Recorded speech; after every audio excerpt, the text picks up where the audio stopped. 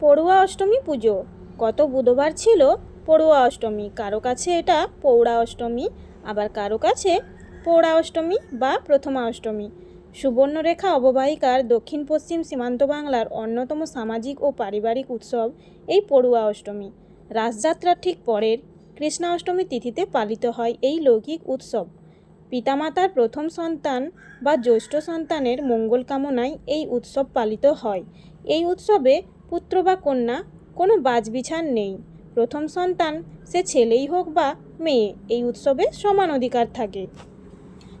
এই উৎসবে রীতি অনুযায়ী মামাবাড়ি থেকে নতুন পোশাক, ধান, দুব্বা, ফুল, চন্দন ও মিষ্টি আসে। নিয়ে আসেন মামাবাড়ির কেউ। নিজের বাড়িতেও কেনা হয় নতুন জামা কাপড়। বাড়ির উঠোনে তুলসী মঞ্চের কাছাকাছি জায়গায় মায়েরা কলা পাতা বা যে কোনো কিছু পাত্রের ওপরে বিড়ির বড়ি বসান এবং সন্তানের মঙ্গল কামনায়। যাদের অষ্টমী তারা এদিন কাঁচা হলুদ বাটা ও ঘি বা গন্ধাওলার আবটা মিশ্রণ মেখে স্নান করে। স্নানের পর নতুন পোশাক, নতুন রেশম পরিধান করেন। তারপর তার অষ্টমী, তার কপালে চন্দনের টিকা পরিয়ে দেয় মা সহ বড়রা। ধান দুব্বা ছিটিয়ে দেওয়া হয় মাথার উপর। চলে শঙ্খধ্বনি, মাথায় গুঁজে দেওয়া হয় গাঁদা ফুল। বাড়ির বিবাহিত পড়ুয়া ছেলে বা বাড়ির বউদের মধ্যে কেউ পড়ুয়া থাকলে তারও অষ্টমী পালিত হয়। তবে বিয়ের পর মামাবাড়ি থেকে নতুন জামা কাপড় আসাটা বাধ্যতামূলক থাকে না।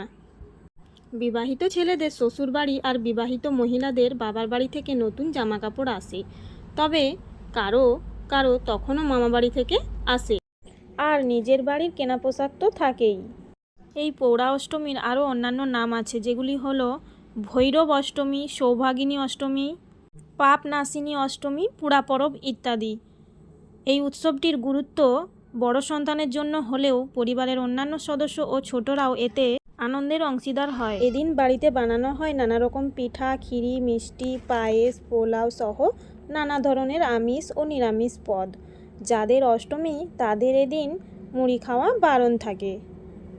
এছাড়া সরাসরি মামাবাড়ি গিয়েও অষ্টমী পালন করা যায়। আগেকার দিনে প্রথম সন্তানের পাশাপাশি অষ্টম সন্তানেরও অষ্টমী হতো। এইভাবে পৌড়া অষ্টমীর বিশেষ কিছু তথ্য আমি আপনাদের সাথে শেয়ার করলাম। তো আমার এই সম্পূর্ণ ভিডিওটা দেখার জন্য আপনাদের জানাই অসংখ্য ধন্যবাদ। আর এই পুরো ভিডিওটা আপনাদের কেমন লাগলো জানাতে ভুলবেন না।